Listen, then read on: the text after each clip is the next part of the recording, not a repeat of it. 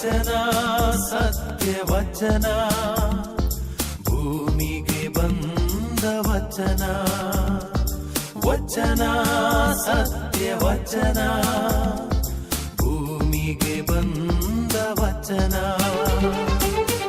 ಆದಿಯಲ್ಲಿ ಇದ್ದ ವಚನ, ನಮ್ಮ ನೋಡ ಬಂದ ವಚನ. ವಚನ ಸತ್ಯ ವಚನ, ಭೂಮಿಗೆ ಬಂದ ವಚನ.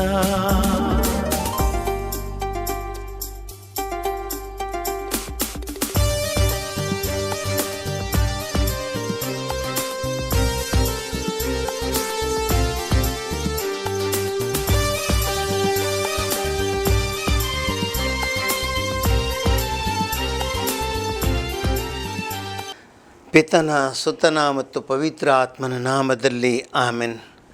ಪ್ರಿಯ ಸಹೋದರ ಸಹೋದರಿಯರೇ, ದೇವರ ವಾಕ್ಯವನ್ನು ಮನನ ಮಾಡುವಂತಹ ಈ ವಚನಾಮೃತ ಕಾರ್ಯಕ್ರಮಕ್ಕೆ ಇಂದು ನಿಮಗೆಲ್ಲರಿಗೂ ಪ್ರೀತಿಯ ಸ್ವಾಗತ. ದೇವರ ವಾಕ್ಯವನ್ನು ಧ್ಯಾನಿಸೋಣ. ಸಹೋದರ ಸಹೋದರಿಯರೇ, ಮನುಷ್ಯನಲ್ಲಿ ಕಂಡುಬರುವ ಒಂದು ದೊಡ್ಡ ನ್ಯೂನತೆ ಏನೆಂದರೆ ಸಿಟ್ಟು.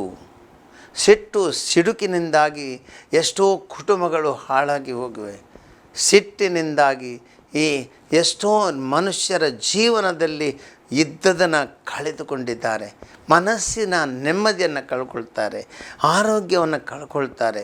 ಸಿಟ್ಟು ಒಂದು ಗಳಿಗೆ ಸಿಟ್ಟು ಎಷ್ಟು ಅದು ನಾಶ ಮಾಡುತ್ತೆ. ಆ ಸಿಟ್ಟು ಅಂದರೆ ಬೆಂಕಿ ಅಂತೆ. ಆ ಬೆಂಕಿ ಹೇಗೆ ಹೊತ್ತಿಕೊಳ್ಳುತ್ತೆ, ಯಾವ ರೀತಿಯಲ್ಲಿ ಹರಡಿಕೊಳ್ಳುತ್ತೆ, ಕ್ಷಣ ಮಾತ್ರದಲ್ಲಿ ಎಲ್ಲವನ್ನು ಸುಟ್ಟು ಬಿಡುತ್ತೆ. ಅದೇ ರೀತಿಯಲ್ಲಿ ನಮ್ಮಲ್ಲಿರುವ ಸಿಟ್ಟು ಕೇವಲ ನಮ್ಮ ಒಳ್ಳೆಯತನವನ್ನು ಮಾತ್ರವಲ್ಲ, ನಮ್ಮ ನೆಮ್ಮದಿಯನ್ನು ಮಾತ್ರವಲ್ಲ, ಇತರರ ನೆಮ್ಮದಿಯನ್ನು ಸುಟ್ಟು ಬಿಡುತ್ತೆ, ಎಲ್ಲವನ್ನು ನಾಶ ಮಾಡಿಬಿಡುತ್ತೆ. ಆದ್ದರಿಂದ ದೇವರ ವಾಕ್ಯ ಇವತ್ತು ನಮಗೆ ಸಿಟ್ಟಿನ ಬಗ್ಗೆ ಖಂಡಿತವಾಗಿ ಧ್ಯಾನ ಮಾಡಲಿಕ್ಕೆ ಕರೆ ಕೊಡುತ್ತೆ. ಈ ಸಿಟ್ಟನ್ನು ಯಾವ ರೀತಿಯಲ್ಲಿ ನಾವು ದೂರ ಮಾಡಬಹುದು, ಈ ಸಿಟ್ಟಿನಿಂದಾಗಿ ಆಗುವ ಅನಾಹುತಗಳೇನು, ಇದರ ಬಗ್ಗೆ ಧ್ಯಾನಿಸೋಣ. ಮತ್ತು ನಿಜವಾದ ರೀತಿಯಲ್ಲಿ ನಾವು ಕ್ಷಮಿಸಲು, ಇತರಲ್ಲಿ ಪ್ರೀತಿಯನ್ನು ತೋರಿಸಲು, ಇದನ್ನು ಬಿಟ್ಟು ಒಳ್ಳೆಯ ರೀತಿಯಲ್ಲಿ ಜೀವಿಸಲು ದೇವರ ಆ ಒಂದು ಶಕ್ತಿಗಾಗಿ ಇವತ್ತು ದೇವರ ವಾಕ್ಯದ ಮನನದಲ್ಲಿ ಪ್ರಾರ್ಥಿಸೋಣ. ಇವತ್ತಿನ ದೇವರ ವಾಕ್ಯ ಸಿರಾಕನ ಗ್ರಂಥದಿಂದ ಆರಿಸಲಾಗಿದೆ. 27ನೇ ಅಧ್ಯಾಯದಲ್ಲಿ 30ನೇ ವಾಕ್ಯ ಹಾಗೂ 28ನೇ ಅಧ್ಯಾಯದಲ್ಲಿ 1ರಿಂದ 7ನೇ ವಾಕ್ಯ. ದೇವರ ವಾಕ್ಯ ಹೇಳುತ್ತೆ, ಸಿಡುಕುಗಳು ಹೇಯವಾದವುಗಳು, ಅವೆರಡು ಇರುವವು ಪಾಪಾತ್ಮನೋಳು. ಪ್ರತೀಕಾರ ಮಾಡುವವನು ಸರ್ವೇಶ್ವರನಿಂದ ಪ್ರತೀಕಾರ ಹೊಂದುವನು. ಅವನ ಪಾಪಗಳನ್ನು ಸರ್ವೇಶ್ವರ ಸದಾ ಮನಸ್ಸಿನಲ್ಲಿ ಇಟ್ಟುಕೊಳ್ಳುವರು. ಕ್ಷಮೆ ನೀಡು, ನಿನ್ನ ನೆರೆಯವನು ಮಾಡಿದ ತಪ್ಪಿಗೆ ನೀನು ಪ್ರಾರ್ಥಿಸಿದಾಗ ಕ್ಷಮೆ ದೊರಕುವುದು ನಿನ್ನ ಪಾಪಗಳಿಗೆ. ನೆರೆಯವನ ಮೇಲೆ ಮುನಿಸಿಟ್ಟುಕೊಂಡರೆ ದೇವರಿಂದ ಕ್ಷಮೆ ಹೊಂದಲು ಆದೀತೆ? ತನ್ನಂಥ ಮನುಷ್ಯನ ಮೇಲೆ ಅವನಿಗೆ ಕರುಣೆ ಇಲ್ಲದಿದ್ದರೆ ಬೇಡಿಕೊಂಡರೆ ಪಾಪ ಮನ್ನಣೆಯನ್ನು ಪಡೆಯುವನೇ? ಕೇವಲ ನರಮಾನವನಾದವನು ಇಂತಹ ಸಿಡುಕಿಟ್ಟುಕೊಂಡರೆ ಇವನ ಪಾಪಗಳಿಗೆ ದೋಷ ಪರಿಹಾರ ಮಾಡುವವರು ಯಾರಿದ್ದಾರೆ? ನಿನ್ನ ಅಂತ್ಯಕಾಲವನ್ನು ಸ್ಮರಿಸಿಕೊಂಡು ಹಗೆತನವನ್ನು ತೊರೆದು ಬಿಡು. ಸಾವು ಮರಣಗಳನ್ನು ನೆನೆದು ದೇವರ ಆಜ್ಞೆಗಳನ್ನು ಪಾಲನೆ ಮಾಡು. ಮಹೋನ್ನತನ ಒಡಂಬಡಿಕೆಯನ್ನು ನೆನೆಸಿಕೊಂಡು ತಪ್ಪು ನೆನಪುಗಳನ್ನು ವೀಕ್ಷಿಸಬೇಡ. ದೇವರ ವಾಕ್ಯವಿದು. ಪ್ರಿಯ ಸಹೋದರ ಸಹೋದರರೇ, ನಾವೆಲ್ಲರೂ ಈ ವಾಕ್ಯವನ್ನು ಧ್ಯಾನಿಸೋಣ. ಪ್ರತೀಕಾರ ಸಿಡುಕುಗಳು ಹೇಯವಾದವುಗಳು, ಕೆಟ್ಟತನ. ಸಿಟ್ಟು ಮನುಷ್ಯನ ಜೀವನ, ನೆಮ್ಮದಿ ಎಲ್ಲ ಹಾಳು ಮಾಡಿಬಿಡುತ್ತೆ. ಅನೇಕರು ನಾವು ನೋಡಿದ್ದೇವೆ. ಸಿಟ್ಟು ಬಂದ ಗಳಿಗೆಯಲ್ಲಿ ಏನಾಗುತ್ತೆ, ಯಾವಾಗ ಸಿಟ್ಟು ಬರುತ್ತೆ ಮನುಷ್ಯನು ಏನು ಮಾಡ್ತಾನೆ ಅಂತ ಆತನಿಗೆ ತಿಳಿಯುವುದಿಲ್ಲ. ನಾನು ಮೊನ್ನೆಷ್ಟಕ್ಕೆ ಒಂದು TV9ನಲ್ಲಿ ನ್ಯೂಸನ್ನು, ವಾರ್ತೆಗಳನ್ನು ವೀಕ್ಷಿಸ್ತಾ ಇದ್ದೆ. ನಮ್ಮ ಕರ್ನಾಟಕದಲ್ಲಿ, ಉತ್ತರ ಕರ್ನಾಟಕದಲ್ಲಿ ಆದ ಒಂದು ಘಟನೆ. ಏನೋ ಮಗ ಬಂದು ತಂದೆಗೆ ಏನೋ ಹೇಳುತ್ತಾನೆ. ಆ ತಂದೆಗೆ ಸಿಟ್ಟು ಬರುತ್ತದೆ. ಈ ಸಿಟ್ಟಿನಲ್ಲಿ ಆತ ಏನು ಮಾಡ್ತಾನೆ ಅಂತ ತಿಳಿಯದವನ ಆತ ತನ್ನ ಸ್ವಂತ ಮಗನನ್ನೇ ಕೊಂದು ಬಿಡ್ತಾನೆ, ಸಿಟ್ಟಿನ ಬರದಲ್ಲಿ. ಎಂತಹ ನೋಡಿ ಸಿಟ್ಟಿನ ಪ್ರಭಾವ. ಯೋಚಿಸಲು ಅಲ್ಲಿ ಸಮಯವಿಲ್ಲ. ಏನೋ ಅಂದ್ಕೊಳ್ತಾನೆ, ಏನನ್ನೋ ಒಂದು ಕೈ ಕೊಳ್ತಾನೆ, ಹೊಡೆದಾನೆ. ಹೊಡೆದ ಪೆಟ್ಟಿಗೆ ಮಗ ಸತ್ತು ಬೀಳ್ತಾನೆ. ಒಂದು ಗಳಿಗೆ, ಕೇವಲ ಒಂದೇ ಒಂದು ಗಳಿಗೆ ಆ ಸಿಟ್ಟಿನಲ್ಲಿ ಒಂದು ಜೀವವೇ ಹೋಗಿಬಿಡುತ್ತೆ. ಇನ್ನೊಂದು ಕೆಲವು ಸಮಯದ ಹಿಂದಿನ ಘಟನೆ. ಅಮ್ಮ ತಾಯಿಗೆ ಮಗನಿಗೆ ಹೇಳ್ತಾನೆ, ಮಗ ಮೊಬೈಲ್ ತಗೊಳ್ಬೇಡ, ಮೊಬೈಲನ್ನು ಬಿಟ್ಟು ಬಿಡು, ನಿನಗೆ ಸ್ಟಡೀಸನ್ನು ಮಾಡು, ಪಾಠಗಳನ್ನು ಅಭ್ಯಸಿಸಿ ಹೇಳ್ತಾರೆ ತಾಯಿ. ಮೊಬೈಲನ್ನು ಕಸಿದುಕೊಳ್ತಾರೆ, ನೀನು ಕಲಿ ಅಂತ ಹೇಳ್ತಾರೆ. ಸಿಟ್ಟಿಗಿದ್ದ ಹುಡುಗ ಹೋಗಿ ಬಾವಿಗೆ ಹಾರಿಬಿಡ್ತಾನೆ, ಜೀವ ಕಳ್ಕೊಳ್ತಾನೆ. ಒಂದೇ ಒಂದು ಗಳಿಗೆ ಸಿಟ್ಟು ಏನೆಲ್ಲ ಅನಾಹುತಗಳಾಗುತ್ತವೆ.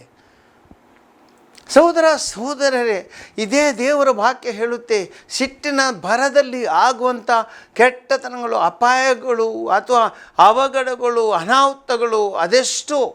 ಆದ್ದರಿಂದ ಪ್ರತಿ ಮನುಷ್ಯನು ಸಿಟ್ಟು ಸಿಡುಕುಗಳ ಬಗ್ಗೆ ಯೋಚಿಸಬೇಕು. ಇವುಗಳು ಹೇಯವಾದವುಗಳು. ಸಿಟ್ಟು ಸಿಡುಕು ಅಂದರೆ ನಿನ್ನ ಹೃದಯದಲ್ಲಿ ಒಂದು ಕ್ಯಾನ್ಸರ್ ಇದ್ದಂತೆ. ಕ್ಯಾನ್ಸರಿನ ಒಂದೇ ಒಂದು ಚಿಕ್ಕ ಕಣ ಅದು ಹೋದರೆ ಸಾಕು, ಅದು ದ್ವಿಗುಣವಾಗಿ ತ್ರಿಗುಣವಾಗಿ ಅದು ಬೆಳೆಯುತ್ತಾ ಹೋಗುತ್ತೆ. ಅಂದರೆ ಒಂದು ರೀತಿಯ ಹಗೆತನ, ದ್ವೇಷದ ರೀತಿಯಲ್ಲಿ ಬೆಳೆಯುತ್ತಾ ಬೆಳೆಯುತ್ತಾ ಬೆಳೆಯುತ್ತಾ ಒಂದು ದಿನ ಅದು ಸ್ಫೋಟಿಸುತ್ತದೆ. ಅದು ಯಾವುದೋ ಒಂದು ಕೊಲೆಯಲ್ಲಿ, ಒಂದೊಂದು ದುರ್ಘಟನೆಯಲ್ಲಿ ಅಂತ್ಯಗೊಳ್ಳುತ್ತೆ. ಇದು ಸಿಟ್ಟು ಸಿಡುಕಿನ ಪ್ರಭಾವ. ಆದ್ದರಿಂದ ಯಾವನಾದರೂ ಮನುಷ್ಯನು ಘಟನೆಗಳು ಆಗಬಹುದು, ಎಲ್ಲೋ ಜಗಳಗಳು ಆಗಬಹುದು, ತಪ್ಪು ಕಲ್ಪನೆ ಬರಬಹುದು ಅಥವಾ ತಪ್ಪು ಅಭಿಪ್ರಾಯಗಳು ನಮಗೆ ಬರಬಹುದು. ಆದರೆ ಅದನ್ನು ಇಟ್ಟುಕೊಂಡು ಒಳಗೆಯಿಂದ ಇಟ್ಟುಕೊಂಡು ಅದನ್ನು ಬೆಳೆಸಿ ಅದು ಹಗೆತನದಲ್ಲಿ ಒಂದು ಪರಿವರ್ತನೆ ಆಗುವಂತೆ ಮಾಡಿದರೆ ಇದು ಒಂದು ದಿನ ನಮಗೆ ಕೆಡುಕಾಗುತ್ತೆ. ಇದರಿಂದ ನಾವೇ ಸುಟ್ಟು ಹೋಗುತ್ತೇವೆ, ನಮ್ಮ ಜೀವನ ಸುಟ್ಟು ಹೋಗುತ್ತೆ. ಮಾಡುವುದು ಒಂದೇ ಒಂದು ಗಳಿಗೆಯ ಕೆಲಸ.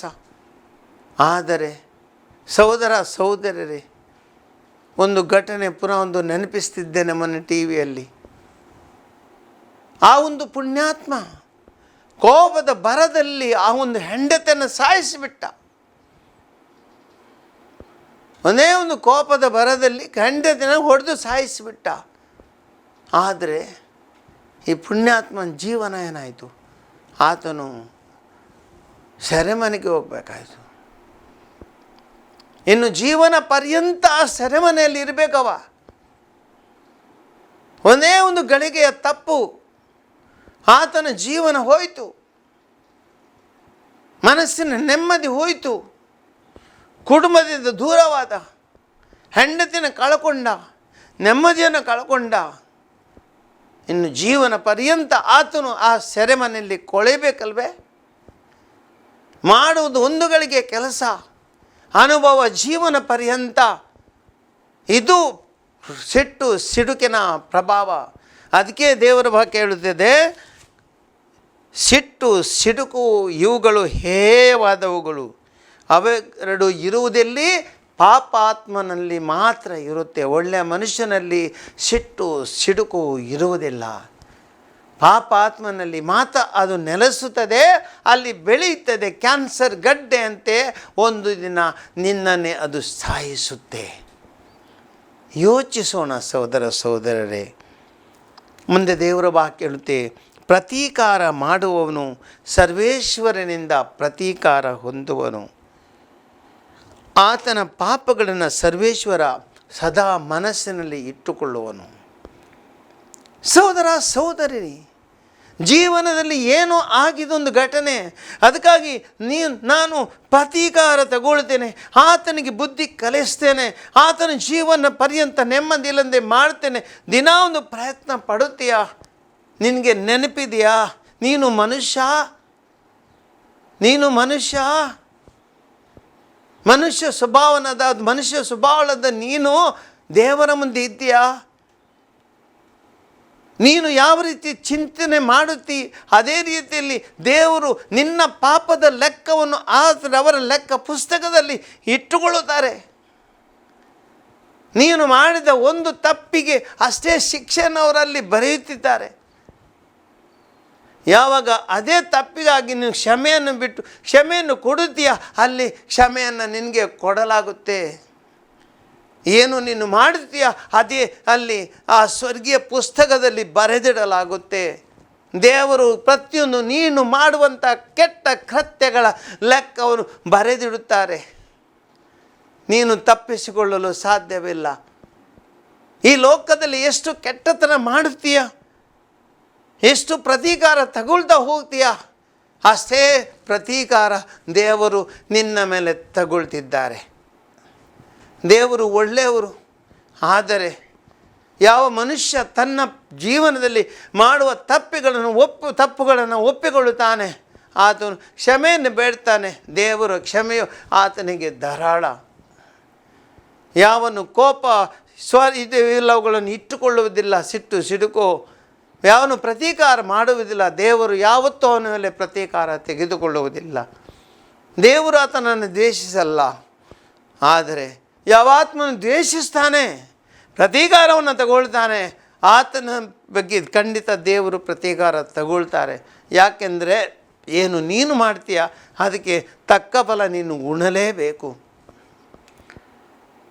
ಅದಕ್ಕೆ ದೇವರ ವಾಕ್ಯ ಹೇಳುತ್ತೆ, ಅಂತಹ ಮನುಷ್ಯ ಅಂಥವರ ಪಾಪಗಳನ್ನು ದೇವರು ಸದಾ ಮನಸ್ಸಿನಲ್ಲಿ ಇಟ್ಟುಕೊಳ್ಳುವರು. ಅದಕ್ಕೆ ಮುಂದೆ ದೇವರ ವಾಕ್ಯ ಹೇಳುತ್ತೆ, ಕ್ಷಮೆ ನೀಡು. ನಿನ್ನ ನೇರವನ್ನು ಮಾಡಿದ ತಪ್ಪಿಗೆ ನೀನು ಪ್ರಾರ್ಥಿಸುವಾಗ ಕ್ಷಮೆಯು ದೊರಕುವುದು ನಿನ್ನ ಪಾಪಗಳಿಗೆ. ಸಹೋದರ ಸಹೋದರಿ, ನೀನು ಪಾಪ ಮಾಡ್ತೀನಿ, ನೀನು ಮನುಷ್ಯ ತಾನೆ. ನಿನ್ನೊಬ್ಬ ಸಹೋದರಿ ತಪ್ಪು ಮಾಡಿರ್ಬೋದು, ಅವರು ಮನುಷ್ಯ ಸ್ವಭಾವದವರು.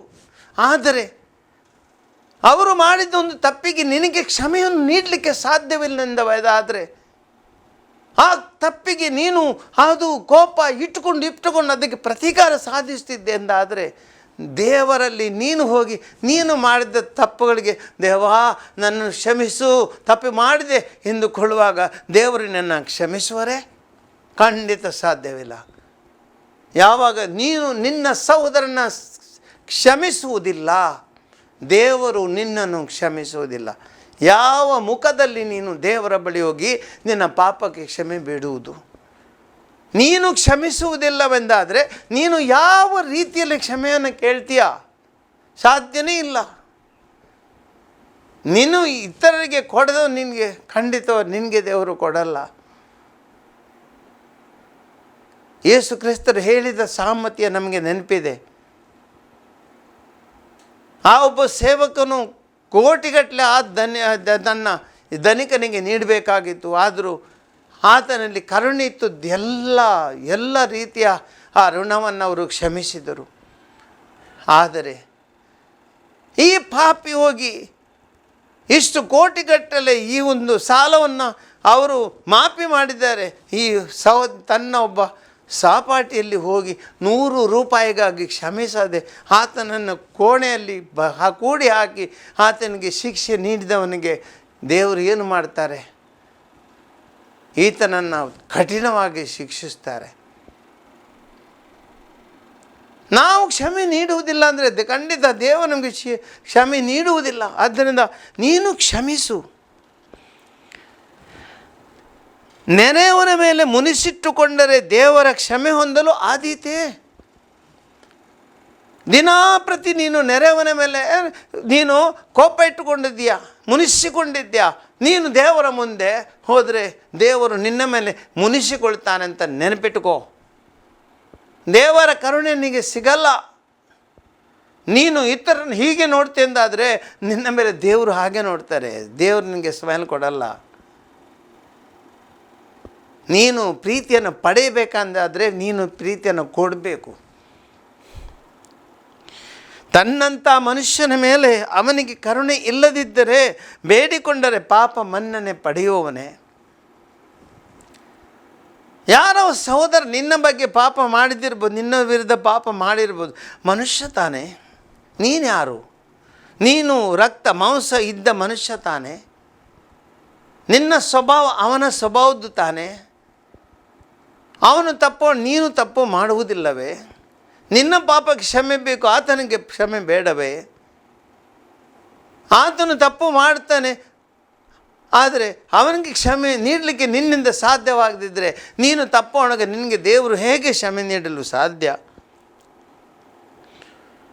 ಆದ್ದರಿಂದ ನಮ್ಮ ಪಾಪ ಮನ್ನಣೆಯನ್ನು ಪಡೆಯುವಾಗ ದೇವರೇ ಕ್ಷಮಿಸು, ದೇವರೇ ಕ್ಷಮಿಸು ಅಂತ ನಾನು ಬೇಡಿಕೊಂಡ್ರೆ, ನಾನು ಇತರ ಪಾಪವನ್ನು ಕ್ಷಮಿಸದೆ ನಾವು ಇದ್ದರೆ ಖಂಡಿತವಾಗಿಯೂ ಪಾಪ ಮನ್ನಣೆ ನಮಗೆ ಆಗುವುದಿಲ್ಲ. ಇತರನ್ನ ಕ್ಷಮಿಸಬೇಕು. ಅವರೂ ಮನುಷ್ಯರು, ಎಲ್ಲರೂ ನಮ್ಮ ಮನುಷ್ಯರು. ನನ್ನಂತೆ ಆತನು ತಪ್ಪು ಮಾಡಿದೆ, ಆತನು ಕ್ಷಮಿಸಿದರೆ ದೇವರು ನನ್ನನ್ನು ಕ್ಷಮಿಸ್ತಾರೆ. ಕೇವಲ ನರಮಾನವನಾದ ನೀನು ಇಂತಹ ಸಿಡುಕಿಟ್ಟುಕೊಂಡರೆ ಇವನ ಪಾಪಗಳಿಗೆ ದೋಷ ಪರಿಹಾರ ಮಾಡುವವರು ಯಾರಿದ್ದಾರೆ?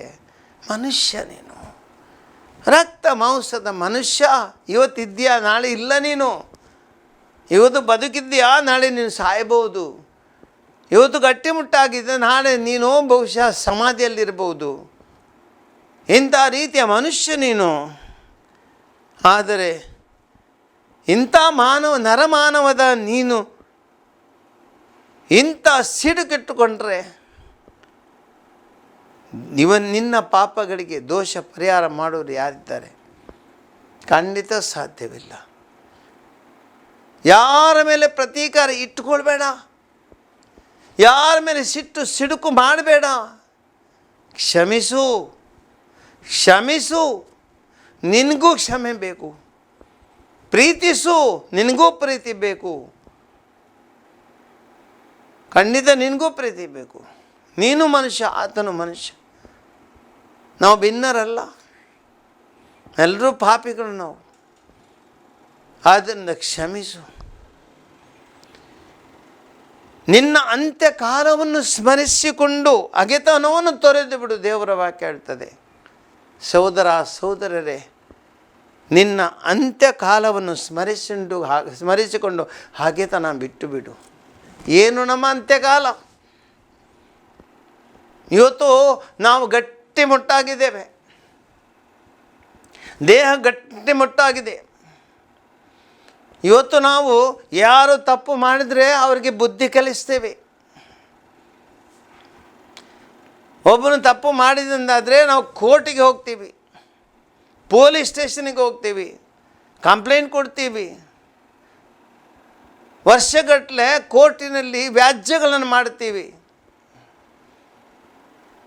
ಎಷ್ಟೋ ದುಡ್ಡು ಖರ್ಚು ಮಾಡ್ಬೋದು ನಾವು.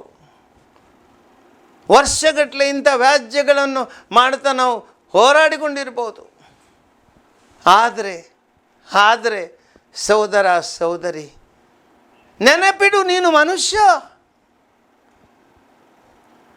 ಇವತ್ತು ನಿನ್ನ ಜೀವವಿದ್ಯೆ, ಇವತ್ತೇ ರಾತ್ರಿ ಅಥವಾ ಇವತ್ತೇ ಕೆಲವು ಗಳಿಗೆಯಲ್ಲಿ ನೀನು ಸಾಯ್ಬೋದು. ನಿನ್ನ ಶ್ವಾಸ ನಿನ್ನ ದೇಹವನ್ನು ಬಿಟ್ಟು ಹೋಗುವಾಗ ಏನಿದೆ ನಿನ್ನಲ್ಲಿ? ಏನಿದೆ ನಿನ್ನಲ್ಲಿ? ಹೆಣವಾಗಿ ನೀನು ಇರುವಾಗ, ಹೆಣವಾಗಿದ್ದ ನೀನು ಎದ್ದುಕೊಂಡು ಬರಲು ವ್ಯಾಜ್ಯವನ್ನು ನಡೆಸಲು ಸಾಧ್ಯವೇ? ಎಲ್ಲಿದೆ ನಿನ್ನ ಕೋಪ? ಹೆಣವಾಗಿ ನೀನು ಮಲಗಿದವನು, ನೀನು ಪೊಲೀಸ್ ಸ್ಟೇಷನಿಗೆ ಹೋಗಲು ಸಾಧ್ಯವೇ? ಹೋರಾಡಲು ಸಾಧ್ಯವೇ ವ್ಯಾಜ್ಯಗಳನ್ನು? ಎಷ್ಟರ ಮಟ್ಟಿಗೆ ನಿನ್ನ ದ್ವೇಷ? ಬಿಟ್ಟು ಬಿಡಬೇಕಲ್ವೇ? ಎಲ್ಲ ದ್ವೇಷ, ಸಿಟ್ಟು, ಸಿಡುಕುಗಳನ್ನು ಹೊತ್ತುಕೊಂಡು ಹೋಗ್ತಿದ್ದೀಯ. ಇವತ್ತು ನಿನ್ನ ಹೆಣವನ್ನು ಹೊತ್ತುಕೊಂಡು ಹೋಗಬೇಕಾದ್ರೆ ಇತರರು. ಎಲ್ಲಿದೆ ನಿನ್ನ ಸೊಕ್ಕು? ಎಲ್ಲಿದೆ ನಿನ್ನ ದ್ವೇಷ? ಮರಣದ ಪೆಟ್ಟಿಗೆಯಲ್ಲಿ ನೀನು ದ್ವೇಷ ಮಾಡಲು ಸಾಧ್ಯವೇ? ಎದ್ದು ಬರಲು ಸಾಧ್ಯವೇ? ಬುದ್ಧಿ ಕಲಿಸಲು ಸಾಧ್ಯವೇ? ಏನಿಲ್ಲ. ಬರೀ ಮಣ್ಣಾಗುವೆ ನೀನು, ಬರೀ ಮಣ್ಣಾಗುವೆ ನೀನು. ಯಾತಕ್ಕೆ ಸಿಟ್ಟು ಸಿಡುಕು? ಬರೀ ಜೀವಿಸೋರಿಗೆ ಮಾತ್ರವಲ್ಲವೇ? ಈ ದೇಹದಲ್ಲಿ ಜೀವ ಇರುವವರಿಗೆ ಮಾತ್ರವಲ್ಲವೇ ಸಿಟ್ಟು ಸಿಡುಕುಗಳು? ಏನು ಪ್ರಯೋಜನ ಇಲ್ಲ. ಅದಕ್ಕೆ ದೇವರ ವಾಕ್ಯ ಹೇಳುತ್ತೆ, ನಿನ್ನ ಅಂತ್ಯಕಾಲವನ್ನು ಸ್ಮರಿಸಿಬಿಡು, ಹಗೆತನವನ್ನು ತೊರೆದು ಬಿಡು. ಆ ಹಗೆತನವನ್ನು ಹೊತ್ತುಕೊಂಡು ಸಾಯುವಾಗ ಆ ದೇವರ ಬಳಿಗೆ ಆ ಹಗೆತನ ಹೊತ್ತುಕೊಂಡು ಅಲ್ಲಿ ನರಕದ ಬೆಂಕಿಗೆ ಹೋಗೋ ಬದಲು ನೀನು ನಿನ್ನ ಕೋಪವನ್ನು ಬಿಟ್ಟು ಬಿಡು, ಪ್ರೀತಿಯನ್ನು ಹೊತ್ತುಕೊಂಡು ಹೋಗು. ಆ ಸ್ವರ್ಗೀಯ ಸುಖದಲ್ಲಿ ದೇವರ ಪ್ರೀತಿಯನ್ನು ಅನುಭವಿಸು. ಅದು ಮುಖ್ಯ ನಿನಗೆ. ಸಾಯುವಾಗ ನೀನು ಏನು ಕೊಂಡೋಗೋದಿಲ್ಲ. ನಿನ್ನ ಆಸ್ತಿ ಬದುಕು ಕೊಂಡೋಗೋದಿಲ್ಲ, ನಿನ್ನ ಮನೆ ದುಡ್ಡು ಕೊಂಡೋಗೋದಿಲ್ಲ, ನಿನ್ನ ಚಿನ್ನ ಕೊಂಡೋಗೋದಿಲ್ಲ, ನಿನ್ನ ವ್ಯಾಜ್ಯಗಳನ್ನೆಲ್ಲ ಕೊಂಡೋಗ್ಲಿಕ್ಕೆ ಆಗಲ್ಲ. ನೀನು ಕೊಂಡೋಗೋದು ಬರೀ ನಿನ್ನ ಒಳ್ಳೆ ಮತ್ತು ಕೆಟ್ಟದ್ದು ಮಾತ್ರ ಅಷ್ಟೇ. ಅದನ್ನು ಕೊಂಡೋಗು. ದೇವರ ಬಳಿಗೆ ಶುದ್ಧ ಹೃದಯವಾಗಿ ಹೋಗು, ಪ್ರೀತಿಸುವ ಮನುಷ್ಯನಾಗಿ ಹೋಗು, ಕ್ಷಮಿಸುವ ಮನುಷ್ಯನಾಗಿ ದೇವರ ಬಳಿಗೆ ಹೋಗು. ನಿನಗೆ ಕ್ಷಮೆ ಕೊಡಲಾಗುತ್ತೆ, ನಿನಗೆ ಪ್ರೀತಿ ಸಿಗತ್ತೆ. ಯಾವ ರೀತಿ ನೀನು ದ್ವೇಷ ಬಿಟ್ಟು ಬಿಟ್ಟಿದ್ದೀಯಾ ಈ ಲೋಕದಲ್ಲಿ, ಅಷ್ಟೇ ದ್ವೇಷವನ್ನು ನಿನ್ನ ಮೇಲೆ ದೇವರು ಬಿಟ್ಟು ಬಿಡ್ತಾರೆ, ದೇವರನ್ನು ಪ್ರೀತಿಸ್ತಾರೆ. ಸಾವು ಮರಣಗಳನ್ನು ನೆನೆದು ದೇವರ ಆಜ್ಞೆಗಳನ್ನು ಪಾಲಿಸು. ಆದ್ದರಿಂದ ನೀನು ಸತ್ತು ಹೋಗುತ್ತೀಯಾ? ಮರಣವಿದೆ, ಮರಣದ ನಂತರ ನಿನ್ನನ್ನು ವಿಚಾರಿಸುವ ದೇವರಿದ್ದಾರೆ, ತೀರ್ಪು ಕೊಡುವ ದೇವರಿದ್ದಾರೆ ಎಂದು ನೆನಪು ಮಾಡು. ಆ ಕೆಟ್ಟ ತೀರ್ಪು ನಿನ್ನ ಮೇಲೆ ಬರುವ ಮೊದಲೇ ದೇವರ ಮುಂದೆ ನ್ಯಾಯಯುತನಾಗಿ ನಿಂತುಕೊಳ್ಳುವಂತೆ, ಒಳ್ಳೆಯ ಫಲವನ್ನು ಪಡೆಯುವಂತೆ ದೇವರ ಮುಂದೆ ಒಳ್ಳೆಯ ಮನುಷ್ಯನಾಗಿ ನಿನ್ನ ಸಾವಿನಲ್ಲಿ ಹೋಗಬೇಕು. ಅದು ಮುಖ್ಯ. ಆದ್ದರಿಂದ ದೇವರ ಆಜ್ಞೆಗಳನ್ನು ಸ್ಮರಿಸಿಕೊಂಡು ನೆರೆಯವನ ಮೇಲೆ ಮುನಿಸಬೇಡ. ಕೋಪ ತಾಪ ಇಲ್ಲೇ ಸಾಕು. ಬರೀ ಪ್ರೀತಿ ಸ್ನೇಹ ಇಟ್ಟುಕೊಂಡು ದೇವರ ಬಳಿಗೆ ಹೋಗೋಣ, ಕ್ಷಮಿಸೋಣ, ಸಿಟ್ಟು ಸಿಡುಕುಗಳನ್ನು ಬಿಟ್ಟು ಬಿಡೋಣ, ಹಗೆತನವನ್ನು ಬಿಟ್ಟು ಬಿಡೋಣ. ನಾವು ಎಲ್ಲರೂ ಪ್ರೀತಿಯವರಾಗಿ ದೇವರ ಬಳಿಗೆ ಸಾಗೋಣ. ಒಂದು ಗಳಿಗೆ ಪ್ರಾರ್ಥಿಸೋಣ. ದಯಾಮಿ ದೇವರೇ, ನಾವು ಮನುಷ್ಯರು, ನಮ್ಮ ಅಲ್ಪಗಾದಿ ಆಯುಷ್ಯದಲ್ಲಿ ಈ ಜೀವನದಲ್ಲಿ ನಾವು ಪ್ರೀತಿಸುವ ಮನುಷ್ಯರಾಗುವಂತೆ ನಮಗೆ ಅನುಗ್ರಹಿಸು. ನಾವು ಅದೆಷ್ಟೋ ತಪ್ಪುಗಳನ್ನು ಮಾಡಿದ್ದೇವೆ, ನಮ್ಮ ಜೀವನದಲ್ಲಿ ನಾವು ಕೆಟ್ಟದನ್ನು ಮಾಡಿದ್ದೇವೆ. ಇವುಗಳನ್ನೆಲ್ಲ ಕ್ಷಮಿಸಿ, ನಾವು ಇತರನ್ನು ಕ್ಷಮಿಸುವ ಹೃದಯವನ್ನು ಕೊಡಿ. ಸಿಟ್ಟು ಸಿಡುಕುಗಳನ್ನು ಬಿಟ್ಟು ಪ್ರೀತಿಸುವಂಥ ಹೃದಯವನ್ನು ನಮಗೆ ದಯಪಾಲಿಸಿ ಸ್ವಾಮಿ. ನಮ್ಮ ಜೀವನದಲ್ಲಿ ಒಂದು ದಿನ ಈ ಲೋಕವನ್ನು ಬಿಟ್ಟು ತೆರಳುವಾಗ, ನಿಮ್ಮ ಮುಂದೆ ಆ ನ್ಯಾಯಕ್ಕಾಗಿ ನಾವು ಬರುವಾಗ, ತೀರ್ಪು ನಮ್ಮ ಮೇಲೆ ಒಳ್ಳೆಯ ತೀರ್ಪು ಬರಲಿ, ಆ ಪ್ರೀತಿಯ ತೀರ್ಪು ಬರಲಿ, ಸ್ವರ್ಗೀಯ ಸುಖವನ್ನು ಅನುಭವಿಸುವಂತಹ ಒಂದು ರೀತಿಯ ಆ ಒಂದು ಪುಣ್ಯ ನಮಗೆ ಬರಲೆಂದು ನಾವು ನಿಮ್ಮಲ್ಲಿ ಪ್ರಾರ್ಥಿಸ್ತೇವೆ. ಆಮೇನ್.